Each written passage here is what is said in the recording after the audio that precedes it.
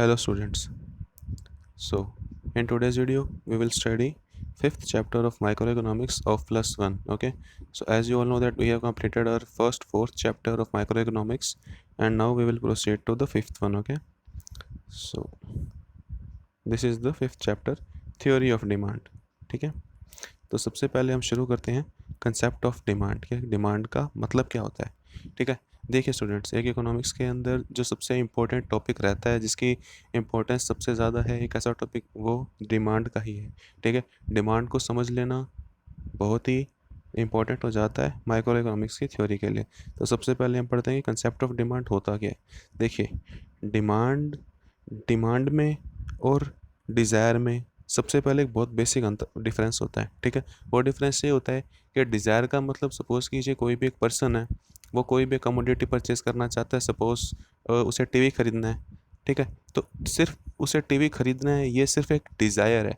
ठीक है, डिमांड में और डिज़ायर के अंदर बहुत बेसिक और बहुत फंडामेंटल डिफरेंसेस होते हैं। ठीक है, सबसे पहले डिज़ायर अराइज होती है और फिर डिज़ायर ही आगे चल के डिमांड में कन्वर्ट होती है। ठीक है, सपोज़ कीजिए कोई एक पर्सन है राम, उसको टीवी परचेज़ करना है। ठीक है, अब वो टीवी है 40,000 का। ठीक है, अब वो 40,000 रुपये उसके पास है, वो 40,000 को खर्च करने के लिए तैयार भी है और टीवी परचेज़ करना चाहता है, तब ये डिमांड में कन्वर्ट हो जाएगी। ठीक है, तो डिमांड का मतलब ये होता है that demand for a commodity is the desire to buy a commodity backed with sufficient purchasing power and the willingness to spend। अगर कोई भी एक पर्सन ये कहता है कि उसे कोई कमोडिटी खरीदनी है, मुझे उस कमोडिटी खरीदनी है, ठीक है, ना तो वो प्राइस का स्पेसिफाई करता है, ना वो टाइम को स्पेसिफाई करता है, तो इसका मतलब ये सिर्फ उसकी डिज़ायर है, ये डिमांड नहीं है। और कोई एक पर्सन ऐसा है जो ये कहता है कि उसे एक कमोडिटी परचेज़ करनी है जिसकी मार्केट प्राइस इतनी है और वो उसे इस दिन में या इतने टाइम में खरीदना चाहता है, तो वो उसकी डिमांड है। ठीक है, तो डिमांड में और डिज़ायर के अंदर जो बेसिक डिफरेंस यही होता है कि सबसे पहले किसी भी चीज़ को परचेज़ करने की, भले वो कोई भी गुड एंड सर्विसेज हो, सबसे पहले उसकी डिज़ायर अराइज होती है। ठीक है, अब डिज़ायर का मतलब ये होता है कि पर्सन सिर्फ विलिंगनेस शो करता है कि उसे उस कमोडिटी को ख़रीदने में इंटरेस्ट है। ठीक है, लेकिन जब जाके उसमें एक प्राइस का एलिमेंट और एक टाइम का एलिमेंट जब उसके अंदर ऐड होता है, तब वो कहीं जाके डिमांड में कन्वर्ट होती है। ठीक है, तो ये तो होता है कंसेप्ट ऑफ डिमांड। डिमांड का मतलब होता है कि willingness to purchase a commodity on a given market try और on a given market price. Okay, so that is called demand. उसके बाद आता है demand and quantity demanded. What is the basic difference between demand and quantity demanded? Look students, demand means कि कोई भी goods है वो हमें परचेज करना है, तो उसकी ना तो पर्टिकुलर प्राइस स्पेसिफाई हमने की है, ना उसकी पर्टिकुलर क्वांटिटी हमने स्पेसिफाई की है। सपोज़ कोई भी एक प्राइस है, उस प्राइस पे हमें कोई भी कमोडिटी परचेज करनी है। अब प्राइस में और कमोडिटी के अंदर हमेशा वेरिएशन होते रहते हैं। जैसे कि एग्जांपल दे रखा है, अगर आपको इफ़ प्राइस 5 रुपये पर unit, 8 unit of x will be purchase. If price of x is 6 unit, 6 unit of x would be purchased, and if price is 7, then lesser amount of x will be purchased। तो जैसे जैसे price के अंदर variation होता है, वैसे वैसे demand में भी वेरिएशंस आते हैं। जो डिमांडेबल, जो सेलेबल कमोडिटी है, उसके अंदर भी वेरिएशंस आते हैं। तो जब कभी ऐसे वेरिएशंस आते हैं तो उसका मतलब तो होता है कि वो सिर्फ एक डिमांड है।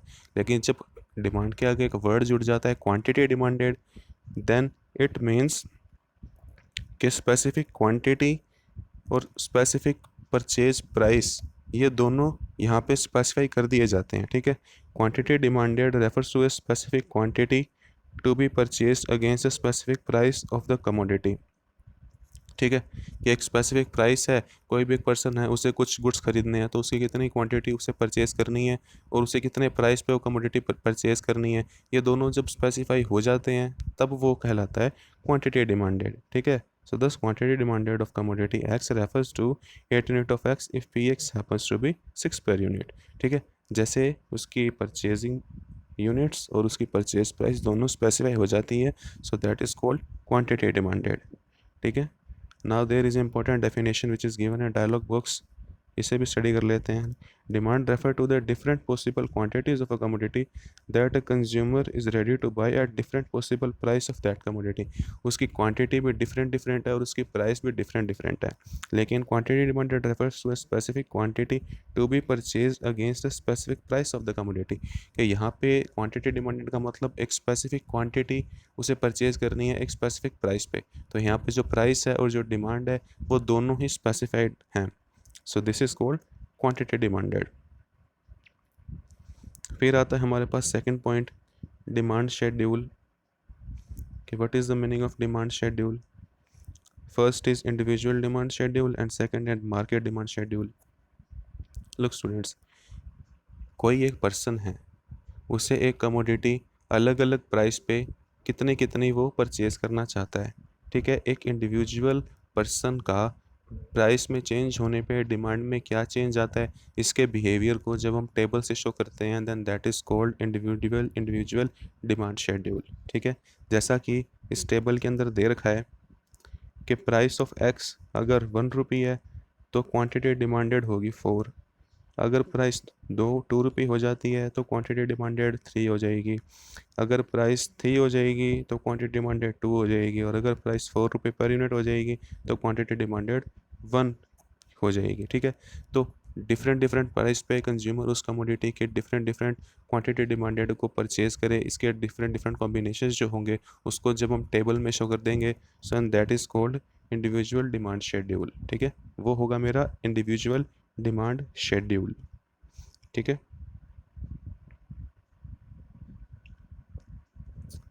now we will study about market demand schedule.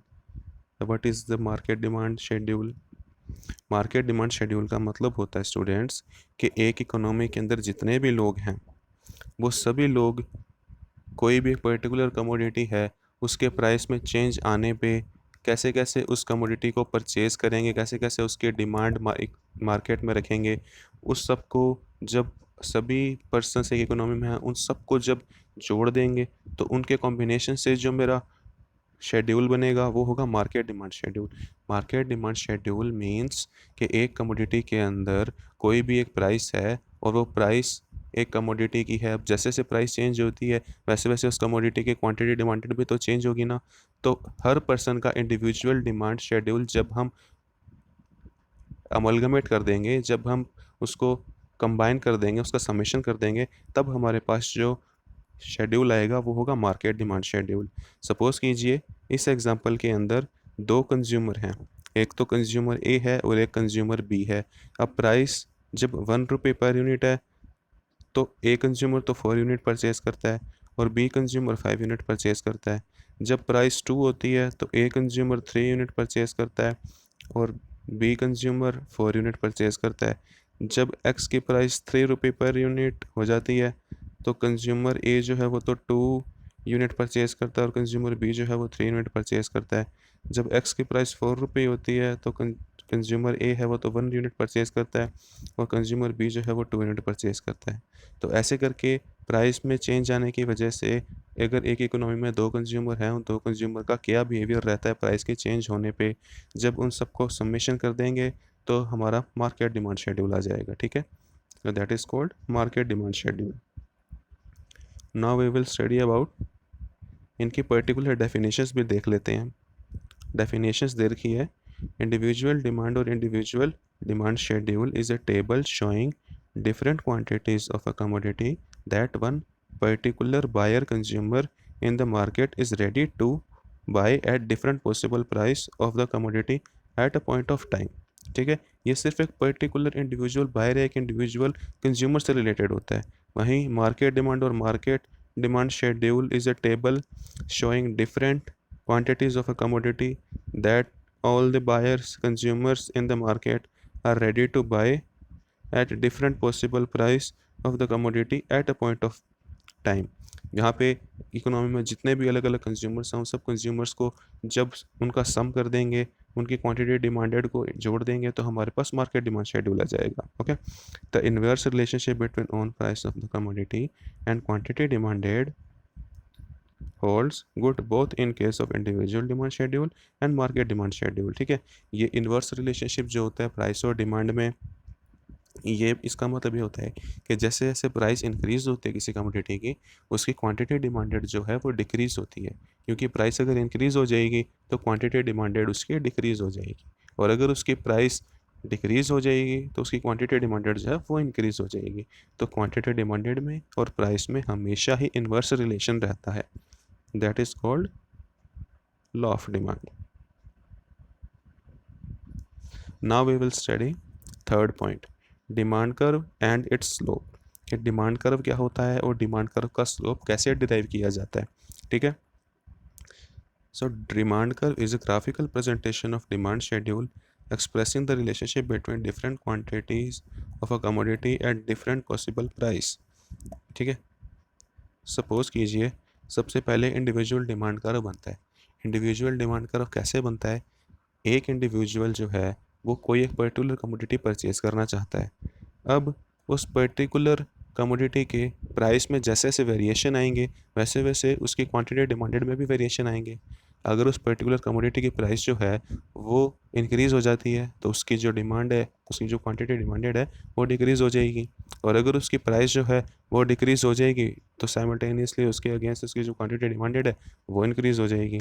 तो ऐसे ये जो इन्वर्स रिलेशनशिप है, जो हमने ऊपर इंडिविजुअल डिमांड शेड्यूल में जो टेबुलर प्रेजेंटेशन पढ़ा था, उस टेबुलर प्रेजेंटेशन को जब इस ग्राफ पे प्लॉट कर देंगे और एक लाइन को ड्रॉ कर देंगे उनके डिफरेंट को पॉसिबल कॉम्बिनेशंस पे, कि एक तरफ तो वाई एक्सेस पे तो प्राइस है और एक्स एक्सेस पे उसकी क्वांटिटी डिमांडेड है। जब उनकी प्राइस को एक क्वांटिटी डिमांडेड से मैच कर देंगे एक कर्व बनेगा, तो वो कर्व मेरा होगा इंडिविजुअल डिमांड कर्व।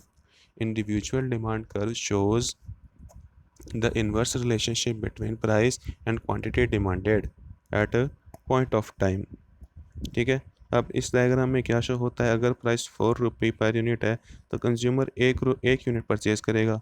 अगर उसकी प्राइस 3 है तो कंज्यूमर 2 यूनिट परचेज करेगा, और अगर उसकी प्राइस 2 है तो कंज्यूमर उसकी 3 यूनिट परचेज करेगा, अगर उसकी प्राइस 1 है तो कंज्यूमर उसकी 4 यूनिट परचेज करेगा। ठीक है, so this is individual demand curve, ये होता है इंडिविजुअल डिमांड कर्व। ठीक है,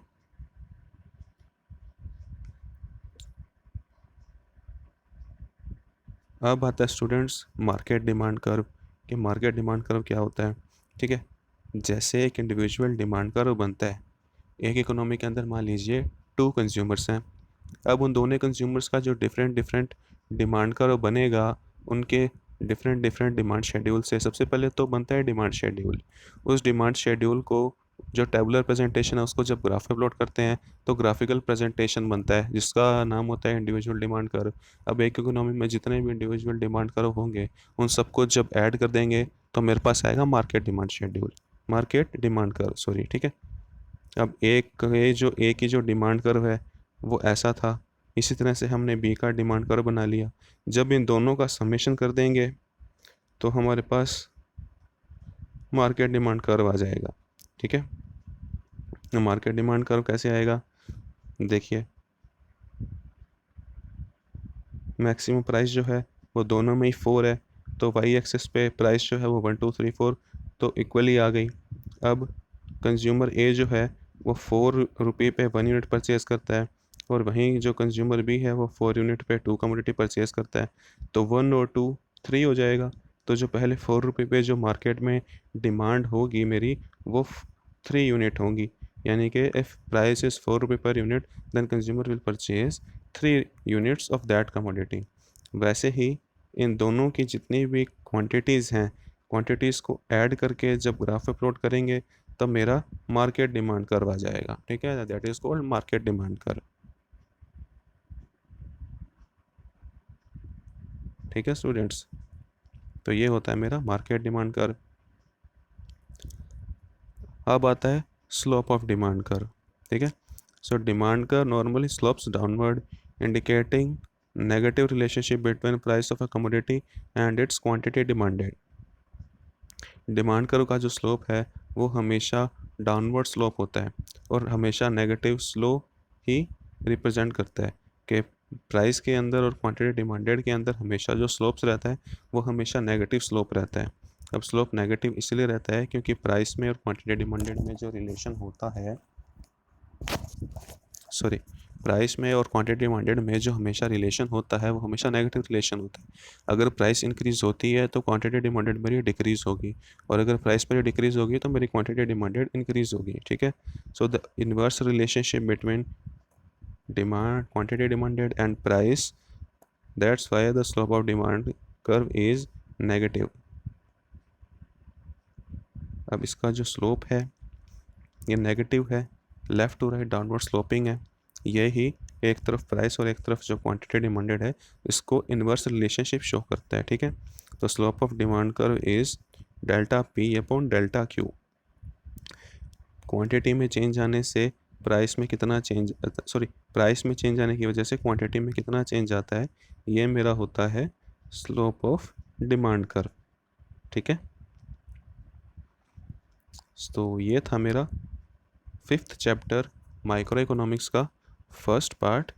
the name of this chapter is demand, okay. तो कल हम इसका सेकंड पार्ट पढ़ेंगे। आज के लिए सिर्फ इतना ही। अगर if you have any kind of doubt और any kind of queries, feel free to ask them in my comment box. I will definitely answer your question, okay. So for today it is enough. We will continue our class tomorrow, okay. So till that, thank you and have a nice day.